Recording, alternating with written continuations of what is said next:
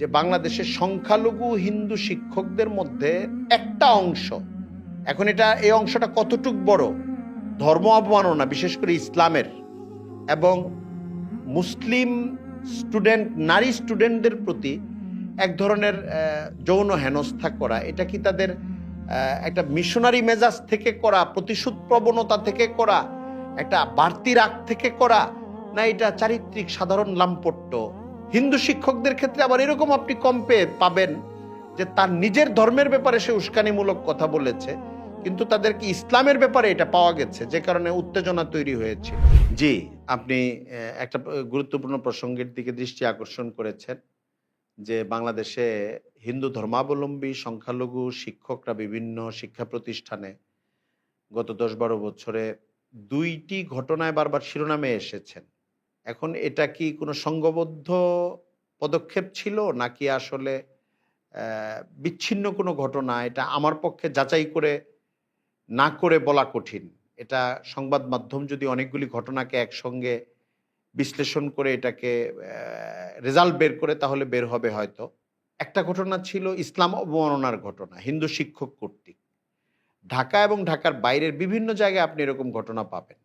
মুন্সিগঞ্জের একটা ঘটনার কথা যদি আপনাদের মনে থাকে, তারপরে নারায়ণগঞ্জে বন্দর থানায় ইসলাম অবমাননা করার কারণে ছাত্ররা ঘিরে ফেলেছিল ওই শিক্ষককে, এরপরে ঘটনা লম্বা হয়েছে।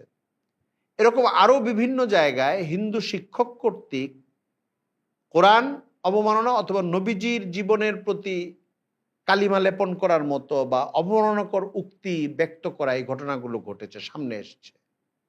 এটার কারণে স্থানীয়ভাবে উত্তেজনাও তৈরি হয়েছে অনেক সময়।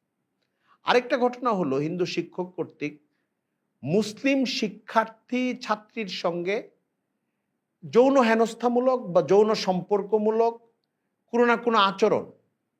আপনাদের যদি মনে থাকে তাহলে এই এপ্রিল মাসের শেষ দিকে ঢাকা ইউনিভার্সিটির এক ছাত্রী আত্মহত্যা করলো তার বাসায়।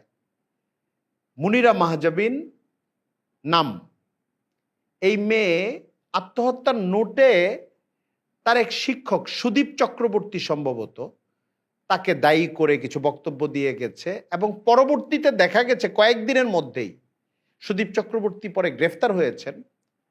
কিন্তু দেখা গেছে যে উনি শুধু ওই মেয়ে না, মিমো মাহজাবিন মুনিরা মিমো আত্মহত্যাকারী মেয়েটাই শুধু না, বরং উম্মে হানি নামে আরেকটা মেয়ে, তার শিক্ষার্থী, তার কাছে ঢাকা ইউনিভার্সিটির ছাত্রী, তার সঙ্গেও তার একটা অনৈতিক সম্পর্ক ছিল বলে নিউজে এসেছে, যদিও তার ঘরে স্ত্রী রয়েছে। তো এই আপনি বলতে পারেন যে এরকম ঘটনা তো মুসলিম মানে পরকীয়ার ঘটনা তো মুসলিম শিক্ষকের ক্ষেত্রেও ঘটতে পারে। আমি বলবো যে হ্যাঁ, কিন্তু বিভিন্ন জায়গায় অমুসলিম বা হিন্দু শিক্ষক কর্তৃক মুসলিম স্টুডেন্ট নারী শিক্ষার্থীর প্রতি এক ধরনের যৌন হেনস্থামূলক আচরণের ঘটনা, এটা একটা বিশেষ প্যাটার্ন রয়েছে, ধরন রয়েছে। এটা এটা এটা আশ্চর্যজনকই লাগে যে এটা একের পর এক মিলে যাচ্ছে। আপনার যদি পরিমলের কথা মনে থাকে, খুব আলোচিত ঘটনা ছিল, ভিকারুন্নেসানুন স্কুলের সেই আলোচিত শিক্ষক, যে তার কাছে প্রাইভেট পড়তে গিয়েছে একটা মুসলিম মেয়ে, তাকে প্রথমে প্রেমের ফুসলানি দিয়ে তাকে ধর্ষণ করা, এরপরে ওই ভিডিও ব্যবহার করে করে বারবার মেয়েটাকে ধর্ষণ করা এবং নাজেহাল করা, পরে বিচার হয়ে সম্ভবত 2014 বা 15-তে রায় হয়েছে যাবজ্জীবনের। যদি যাবজ্জীবনের রায় হয়ে থাকে তাহলে এই পরিমল নামের এই ভদ্রলোক, তথাকথিত শিক্ষক সাবেক, উনি হয়তো আরো 10-12 বছর জেল থেকে পরে বের হয়ে আসবে জীবিত থাকতে, অথবা এর মধ্যে বের হয়ে গেছে কিনা কোনো তদবিরে আমার জানা নাই, অথবা আদৌ উচ্চ আদালতের রায়ের কারণে জেলে গেছে কিনা সেটাও আমার জানা নাই। আমি রায়টা দেখেছি, গ্রেফতার হওয়ার খবর দেখেছি।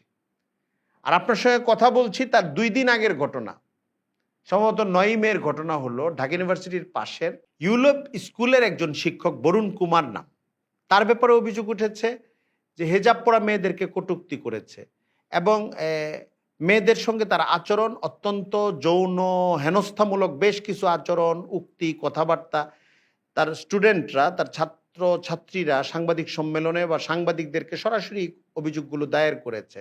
আমি জানি না এখনো পর্যন্ত তাকে গ্রেফতার করা হয়েছে কিনা।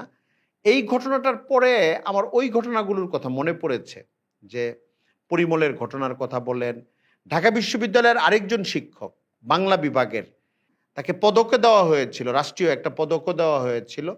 তারও নারী হেনস্থার ঘটনা, একদম প্রবীণ একজন শিক্ষক, নারী হেনস্থার ঘটনা এবং নারীদেরকে যৌন হেনস্থার ঘটনা প্রমাণিত হওয়ায় বিভাগ থেকে তাকে বহিষ্কার করা হয় অথবা তাকে বাদ দেওয়া হয়। এই ঘটনাও সামনে এসছে। অর্থাৎ আমি যেটা দেখছি বা যেটা সামনে আসছে সেটা হলো যে বাংলাদেশের সংখ্যালঘু হিন্দু শিক্ষকদের মধ্যে একটা অংশ, এখন এই অংশটা কতটুক বড়, ধর্ম অবমাননা বিশেষ করে ইসলামের এবং মুসলিম স্টুডেন্ট, নারী স্টুডেন্টদের প্রতি এক ধরনের যৌন হেনস্থা করা, এটা কি তাদের একটা মিশনারি মেজাজ থেকে করা, প্রতিশোধ প্রবণতা থেকে করা, একটা বাড়তি রাগ থেকে করা, না এটা চারিত্রিক সাধারণ লাম্পট্য? অন্য মুসলিম ধর্মাবলম্বী মানুষের যেরকম লাম্পট্য থাকে, আবার মুসলিম ধর্মাবলম্বী পরিবার থেকে আসা মানুষ যেরকম ধর্মের বিরোধিতা করে, নাস্তিক্যবাদী অনেক বিষ বা চেতনা তাদের ভিতরে ঢুকে গিয়ে থাকে, হিন্দু শিক্ষকদের ক্ষেত্রে আবার এরকম আপনি কম পাবেন যে তার নিজের ধর্মের ব্যাপারে সে উস্কানিমূলক কথা বলেছে, কিন্তু তাদেরকে ইসলামের ব্যাপারে এটা পাওয়া গেছে, যে কারণে উত্তেজনা তৈরি হয়েছিল। আমি এই জায়গাগুলোতে বাংলাদেশে ব্যাপকভাবে উত্তেজনা তৈরি হওয়ার জন্য বলছি না, অসংযত হওয়ার জন্য বলছি না, বা এটাকে সাম্প্রদায়িক ইস্যু বানানোর জন্য বলছি না। আমি বলছি যে আপামর হিন্দু পেশাজীবী শিক্ষক, বিশেষ করে শিক্ষা প্রতিষ্ঠানের সঙ্গে যারা জড়িত, তারা সচেতন হন। তারা বেশি ভালো হয় তাদের কমিউনিটির মধ্যে যাদের ভেতরে এই ধরনের জটিলতাগুলো দেখবেন, সাম্প্রদায়িক বিভেদ উস্কে দেওয়া, ইসলাম অবমাননামূলক অথবা যৌন হয়রানিমূলক বিশেষভাবে তাদেরকে নিজেরা সংযত করার চেষ্টা করেন। আর সার্বিকভাবে দেশের সকল ছাত্র, শিক্ষক, প্রতিষ্ঠানের কর্মকর্তা এবং অংশগ্রহণকারীদেরকে বলবো, যেহেতু অভিযোগ উঠেছে, যদি এটা একটা মাদ্রাসার ব্যাপারে উঠে, সেখানেও আমি যেরকম সচেতন হতে, সতর্ক হতে আহ্বান জানাবো।